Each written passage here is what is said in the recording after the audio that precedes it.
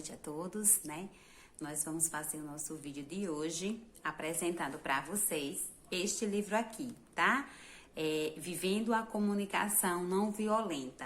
Por que eu sugeri trazer um pouco desse livro aqui para a gente discutir, falar um pouco sobre ele? Porque, na verdade, eu coloquei lá no Instagram, quem puder ver, a gente fez uma live tem pouco tempo, falando sobre a proposta de uma comunicação não violenta. Primeiro, saber o que é do que se trata essa comunicação não violenta, que o autor Marshall Rosenberg passa pra gente, né?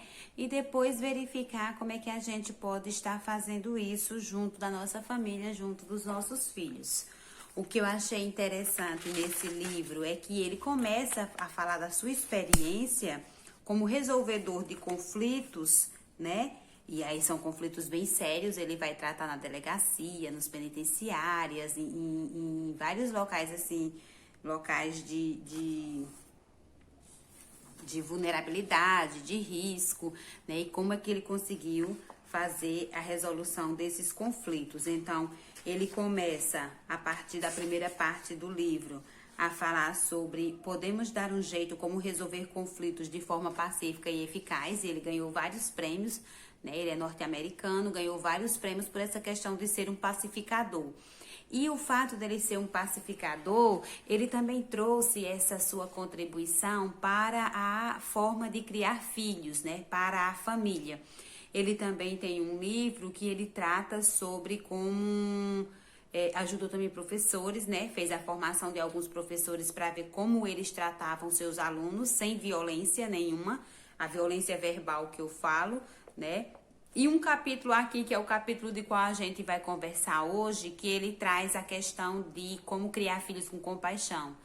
Eu achei fantástico, né? Nossa, é muito bom você ler e refletir sobre a possibilidade de você criar filhos de outra forma que você aprendeu, né? Da forma que você, uma forma diferente da forma como você foi criado. E isso aí realmente é muito bom você estar aberto para verificar que existem outras formas de criação. E aquela apenas que você foi criado com base na concepção dos seus pais, que eles achavam também que estava correto criar daquela forma, você começa a ver hoje, com base nas suas experiências, nas suas vivências, que a criança, ela é um ser de vontade, né? Um ser de desejo, e ela precisa ser respeitada na sua individualidade.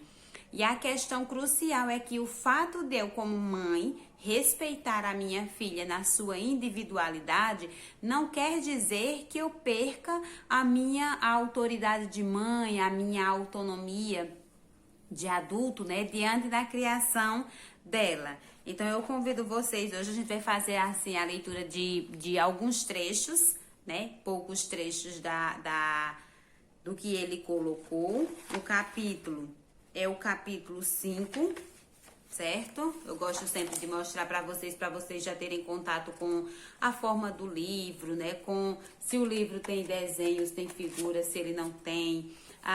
Eu gosto muito da forma como a sextante, até isso influencia, né? A editora produz os livros dela, porque é um papel, vem um papel amarelado, é um papel gostoso de você fazer a leitura. Então, eu sou fã, né, das produções dela.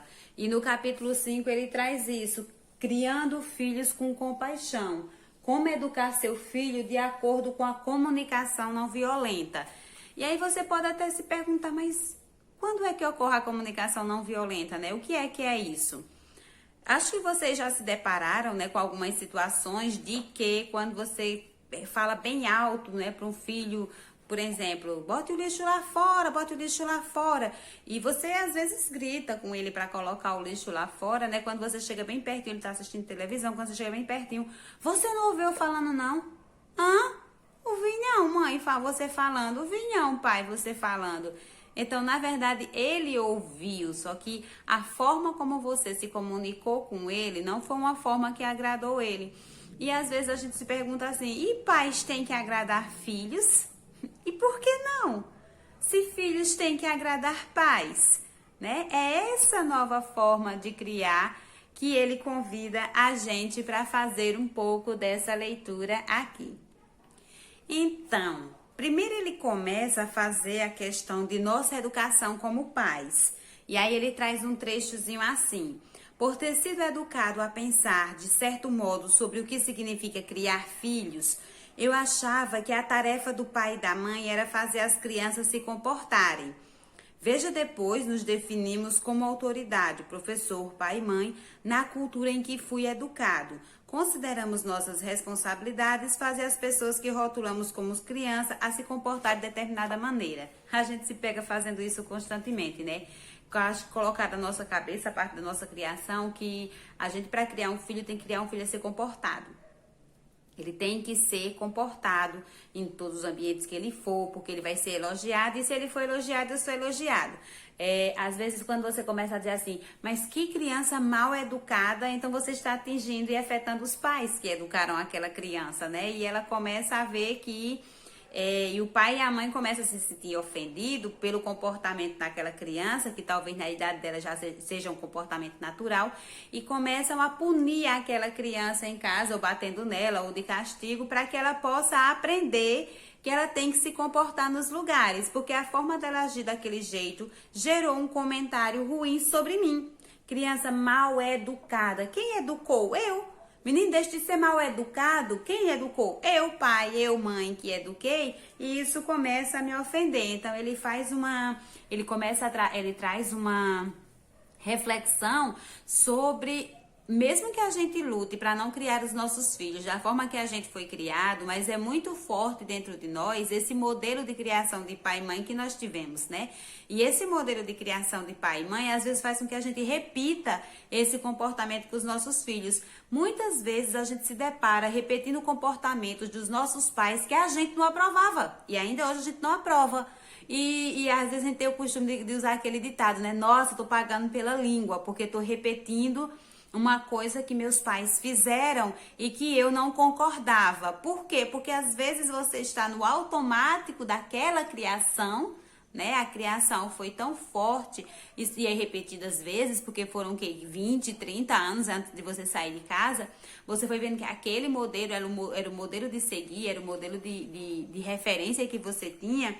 E às vezes eu acho interessante que às vezes quando você tá tem relacionamento com outras pessoas, né? Seja amigo, seja colega de trabalho, seja relacionamento amoroso, parceiro, parceira, você diz, você faz isso na sua casa, porque na minha casa eu fazia diferente. Então, você já começa a ver que aquele padrão de família que você tinha dentro de casa não é o único, não é o correto, não é o errado.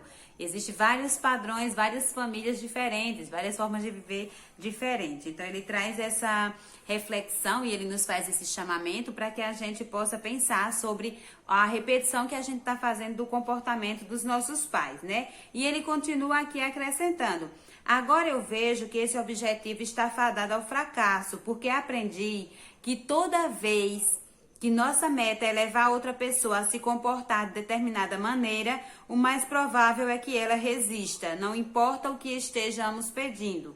Isso parece ser verdade quando o outro tem 2 ou 92 anos, é a mesma coisa. Sabe aquela questão que você fala assim, ai, esse menino é tão educado, tão educado, tão educado, e quando você sai com ele, ele começa a fazer aquelas birras, aquelas coisas todas te contradizendo, né? Às vezes você sai de casa e dá uma lição de moral, menino, não faz isso, seja comportado, pelo amor de Deus. E quando ele chega lá, diz, eu vou fazer o contrário, para que ele ou ela perceba que eu não sou desse jeito, que eu sou uma pessoa, né? Eu sou gente, eu preciso ser tratado como gente. Às vezes nossos filhos, crianças, adolescentes e jovens, eles tentam chamar nossa atenção para dizer isso. Eu sou gente, olha, eu tenho particularidades, eu tenho gosto. Eu acho interessante que é a questão de você obrigar, né? Querer obrigar os filhos e filhas a fazerem o que você quer. Quando você diz, vista essa roupa. Ah, mãe, mas eu não gosto dessa roupa. Mas vai ter que vestir, por quê? Porque eu quero que vista.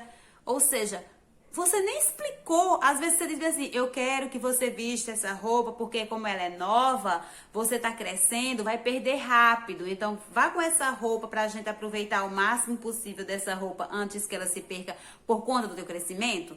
A gente não justifica, né? A gente não explica, né? A gente às vezes só não, às vezes a correria do trabalho vários problemas de casa que a gente tem que resolver. Então, tudo isso junta e a gente acaba repetindo comportamentos mecânicos sem nem refletir sobre qual foi a resposta que você deu a um filho. E a gente tem que ficar muito atento a essas questões. Quando ele aborda a questão da punição, ele começa com uma frase que eu realmente digo muito à minha filha, né? E foi muito bom ter visto isso aqui no livro com o autor. E ele diz assim: serei para sempre grato aos meus filhos por me ensinarem a respeitar suas limitações, como objetivo de levar os outros a fazer o que queremos. Ou seja, meus filhos me ensinam a ser pai, meus filhos me ensinam a ser mãe. Não tem um manual, não está escrito em algum lugar, né? Eu tenho que aprender com eles como ser. E é interessante quando ele diz, eles me ensinam, não podia obrigá-los a comer, não podia obrigá-los a fazer a cama, eu não podia obrigá-los a guardar os brinquedos deles. E ali estavam aquelas crianças pequenas me ensinando esta lição de humildade, que eu não podia obrigá-los a nada. O máximo que eu conseguia era levá-los a desejar que tivessem feito o que eu queria. Pronto, aí é que é onde ele começa a sugerir uma educação a partir de uma comunicação não violenta. Quando eu faço com que o meu filho entenda a minha necessidade, por isso que eu vou pedir que ele faça aquilo, porque eu tenho necessidade de ter aquele quarto arrumado para garantir a higiene e a segurança dele.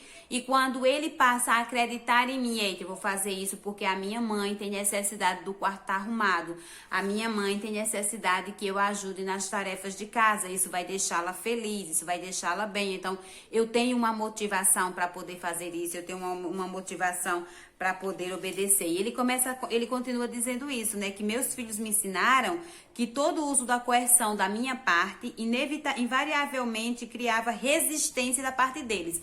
Quanto mais eu obrigo uma criança e um adolescente a fazer uma coisa, mais eu estou estimulando a resistência dele. Mais ele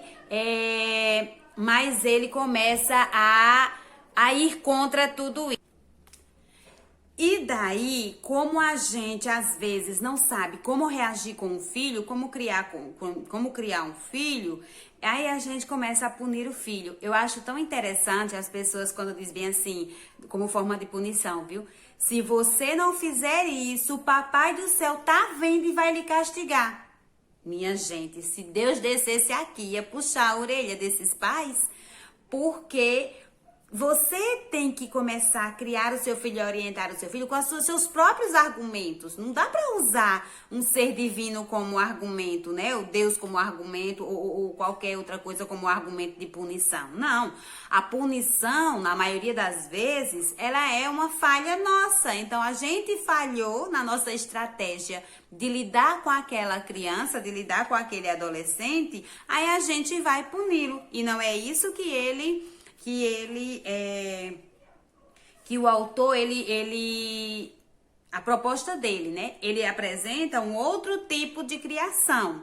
E aí é onde a gente precisa ter cuidado, que é onde ele coloca ali, que a função coercitiva da punição, que ela é usada e justificada com tanta frequência, os pais só conseguem imaginar que seu oposto seja um tipo de permissividade.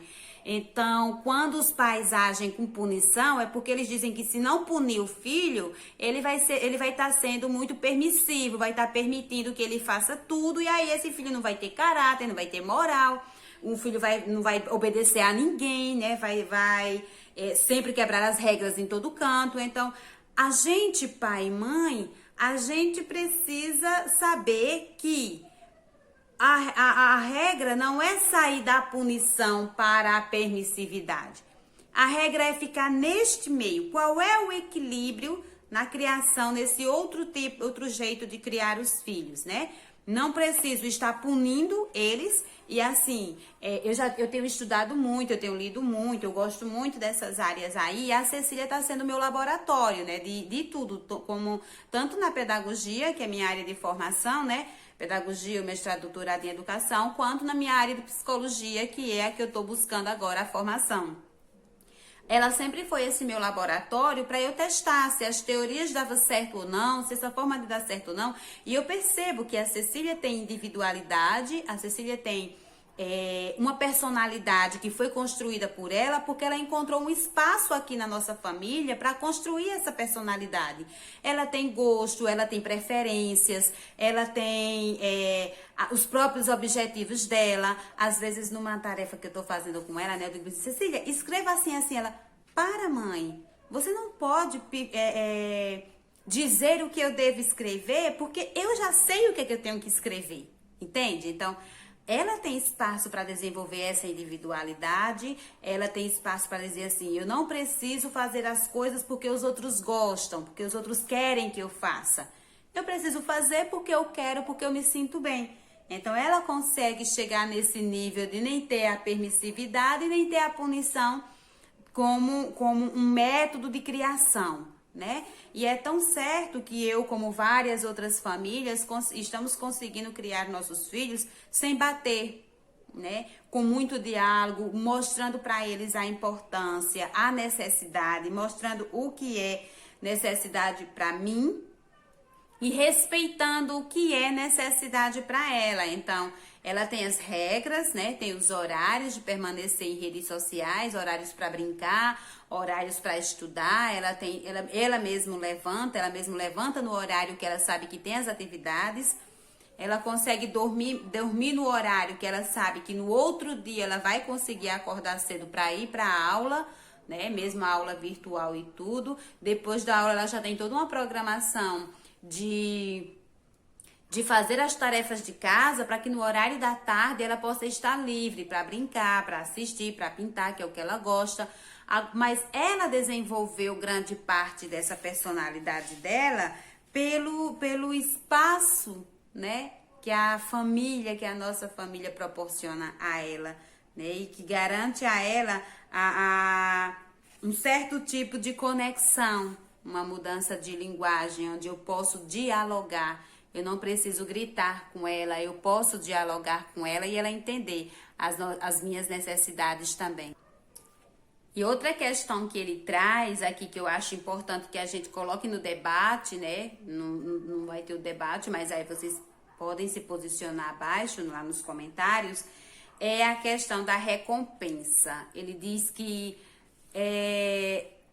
a punição é tão maléfica quanto a recompensa é tão maléfica quanto a punição. Porque você não pode entrar nesse jogo de negociar com seus filhos. Se você estudar e passar de ano, você vai ganhar uma viagem para Disney, você vai ganhar uma bicicleta, vai ganhar um celular novo. Você não pode, né? Estudar para passar de ano é uma obrigação dele. Ele não faz mais nada, ele não trabalha. Ele tem que estudar. Ele está na fase, na idade, no tempo de estudar. Então, eu não preciso estar barganhando com ele, negociando, comprando ele. Se você chegar a tal hora, você vai ganhar isso. Não, ele diz que a mesma maldade, o mesmo prejuízo que a punição traz para a construção da personalidade da criança e do adolescente, a recompensa também traz, né? A saída contra a punição não é a recompensa. Ele precisa fazer com que ele realmente, né, saiba e tenha consciência da necessidade de realizar todas as suas atividades e as suas tarefas, de acordo com a sua idade e de acordo com a forma e o momento que ele está vivendo.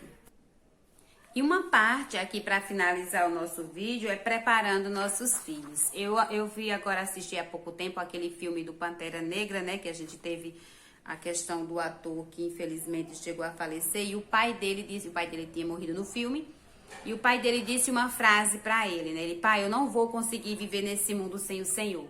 E aí o pai olhou para ele e disse, se eu não preparei você para viver com minha ausência, então eu falhei na minha tarefa de pai.